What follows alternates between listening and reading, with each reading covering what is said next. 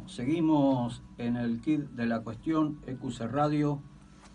Estamos con Fernando Muruaga, subsecretario de Fiscalización de Trabajo del Ministerio de Trabajo de la provincia de Santa Fe. Fernando, gracias por estar con nosotros esta mañana. Buen día, Carlos. Muchas gracias por la invitación. Nosotros arrancamos el programa hablando de la reforma laboral que pretende impulsar el gobierno nacional, ¿no? El gobierno de Macri.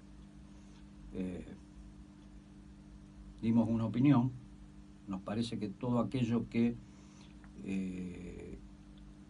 atente contra las condiciones laborales del trabajador no puede ser convalidado.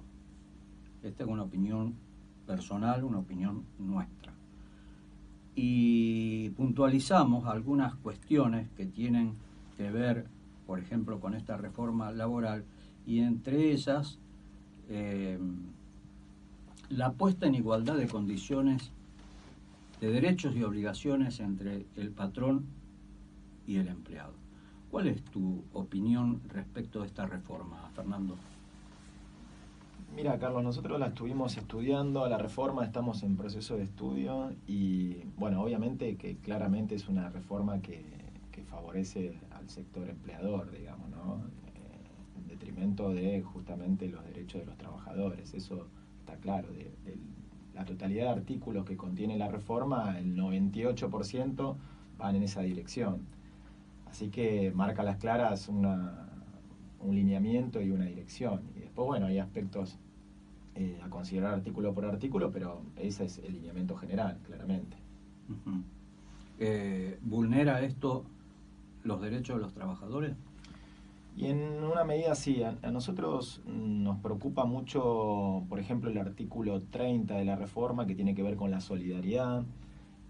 Si bien han estado trabajando, por lo que leímos en medios periodísticos, en adecuar muchas de las cosas más polémicas de esta reforma, por lo que tengo entendido, la última versión de ese artículo 30 sigue excluyendo a determinadas actividades de la solidaridad. ¿Esto qué significa?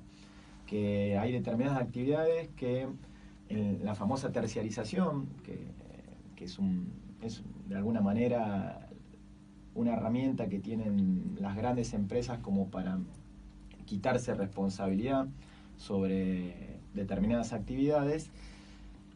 Hay actividades que excluye directamente la facultad que tiene el trabajador de que ante una deficiencia en la registración o en la remuneración, bueno, o en algún incumplimiento de las normas del trabajo, quita la responsabilidad de accionar contra el principal. Es decir, por ejemplo, en una actividad de empresas de servicio de seguridad o de limpieza, quita la posibilidad de que ese trabajador de una empresa de limpieza que trabaja para un empleador, pero que presta servicios en el establecimiento de otro, quien recibe esos servicios, quita la responsabilidad de responder. Y sabemos que en estas actividades, como daba los ejemplos de limpieza y de seguridad, hay mucha precarización, son los trabajadores más precarizados que hay, y generalmente las empresas son insolventes, las empresas de seguridad y de limpieza, y con esta reforma, ya en una situación de precariedad actual, quedan mucho más expuestos estos trabajadores, digamos, al no poder ir, por ejemplo, una demanda contra el principal.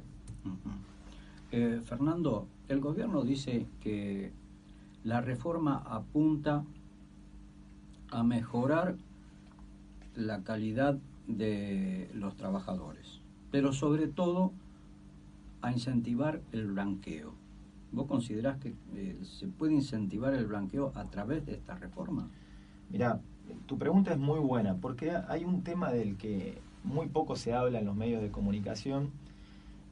O sea, se habla del costo laboral, se habla del problema de la informalidad, se habla de incentivar el blanqueo de la cantidad de trabajadores informales que hay, pero hay un aspecto muy importante que no aparece en los grandes medios. Esta reforma plantea en un capítulo un cambio en los aportes y las contribuciones. Y se está hablando de como que hay una reducción del costo laboral, se está hablando que el costo laboral es un problema para avanzar en la formalización de los trabajadores, como vos bien decías.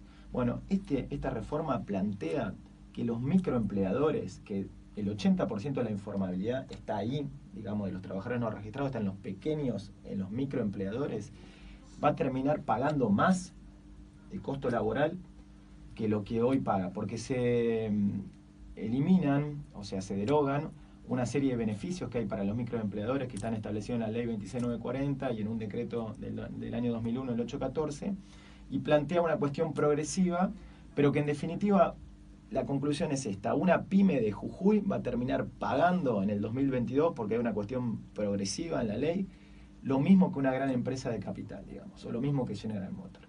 Nos parece que eso es muy preocupante porque atenta justamente contra un proceso de formalización, porque el problema de la informalidad, fundamentalmente el 80% está en los microempleadores que tienen, por cuestiones de productividad, competitividad, o sea, un mini market que tiene un empleado no puede pagar lo mismo que General Motors, digamos, para poner los ejemplos en extremos, digamos. Y bueno, de esto no se habla, pero la reforma plantea esa cuestión. Si bien reduce para las grandes un poco el costo laboral, aumenta para las micro. Vamos a la ciudad de Rosario o a la región. Hay muchos empleados, muchos trabajadores en negro. Ustedes que desde el Ministerio de Trabajo, ¿qué es lo que observan? Y mira, el tema de la informalidad es un fenómeno muy complejo y heterogéneo. Se ha venido reduciendo la informalidad de casi 50 puntos en el 2002 a 34%, lo estoy hablando de los trabajadores asalariados, es decir, trabajadores en relación de dependencia, pero ese proceso de baja de la informalidad tiene un estancamiento a partir de finales del año 2012. Y desde ahí hay un núcleo, estoy hablando del promedio nacional, ¿no? Del 34%, 33 y 34% que no se puede perforar, digamos. Un estancamiento del proceso de la disminución de la informalidad. Nosotros acá en Rosario estamos generalmente un punto, 2 puntos, entre 1 punto y 2 puntos de la media nacional, de ese 34%. Es decir, un 32% de los trabajadores están no registrados, digamos, ¿no? Trabajadores en relación de dependencia. Y ahí, bueno, como te decía, es un fenómeno complejo e heterogéneo porque hay sectores que presentan, esto es un promedio, digamos, de todo el país y de todos los sectores de actividad económica. Hay sectores que plantean mayores índices de informalidad. Ahora, ¿cómo hace, por ejemplo, vos mencionabas hace un rato el kiosquito, el salón de venta? ¿Cómo hace un tipo que pone un negocio, un pequeño negocio para sobrevivir y pone un empleado y no puede pagar por las cargas sociales que tiene? Es un problema ese. Por supuesto que sí, o sea, como decíamos, es un fenómeno complejo y que tiene que ser abordado con políticas públicas de manera integral. Y existían, a partir del año 2014, una ley nacional que establece que para los empleadores de hasta 5 trabajadores, una reducción de las contribuciones desde un 50%, un régimen permanente, y además sí incorporaba en su nómina una reducción del 100% en el primer año y del 75%, es decir, que esto es una de las cuestiones que plantea derogar la reforma laboral, que es lo que yo te comentaba, Carlos, y me parece que es un grave error, digamos, un grave error que no se está entendiendo, que no se ha estudiado detenidamente que la informalidad en esto, y ahí es donde tenemos que ayudar, pensando en el microempleador, pero también fundamentalmente en el trabajador, porque ahí está la informalidad, y no lo olvidemos que un trabajador no registrado es un trabajador sin derechos garantizados, el derecho a una cobertura de riesgos de trabajo, el derecho a la salud con la obra social para él y su familia, el derecho a una jubilación futura, las asignaciones familiares. Cuando hablamos de trabajo no registrado, de informalidad, estamos hablando de eso, de trabajadores expuestos a situación de vulneración de sus derechos y sometidos a situaciones de exclusión.